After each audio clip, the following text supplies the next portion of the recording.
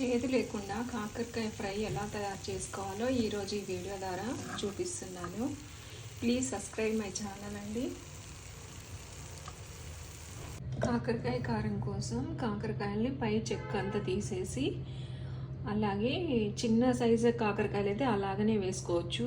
అటు లాస్ట్ ఇటు last cut చేసి, కొంచెం పెద్దగా ఉంటే హాఫ్కి కట్ చేసుకోవాలి.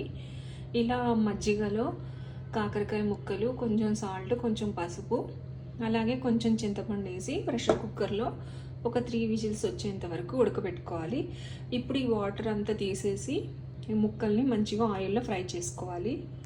మజ్జిగలో ఉడకబెట్టడం వల్ల ఇలా వస్తుంది కాబట్టి ఇదంతా క్లీన్ చేసుకొని ఇప్పుడు ఈ పీసెస్ని ఆయిల్లో ఫ్రై చేసుకుందాం.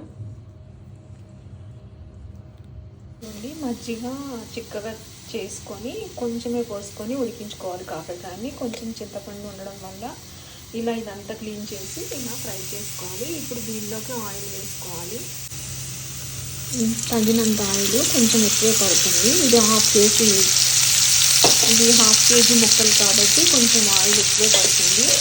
ఆల్రెడీ ఉడికిపోయాయి, కాకపోతే ఏంటంటే ఆయిల్లో ఫ్రై చేసుకుంటే కొంచెం మరీ మెత్తగా లేకుండా ఉంటుంది. ఈ లోపల దీనిలోకి మసాలాని రెడీ చేసుకుందాం.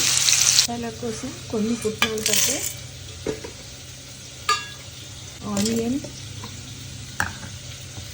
అలాగే ఒక వెల్లుల్లి పడుతుంది. వెల్లుల్లి పుల్లకి సరిపోయేంత కారం,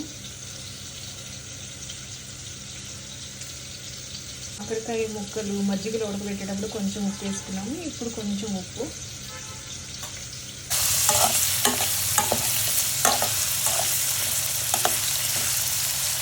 మిక్సీ పట్టుకోవాలి.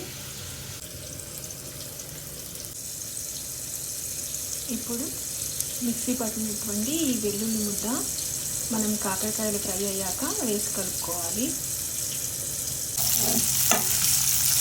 సిమ్లో పెట్టి ఫ్రై చేసుకోవాలి.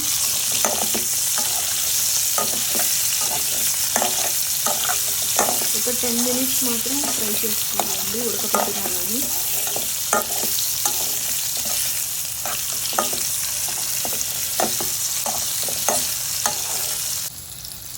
కొంచెం జీరా, కరివేపాకు,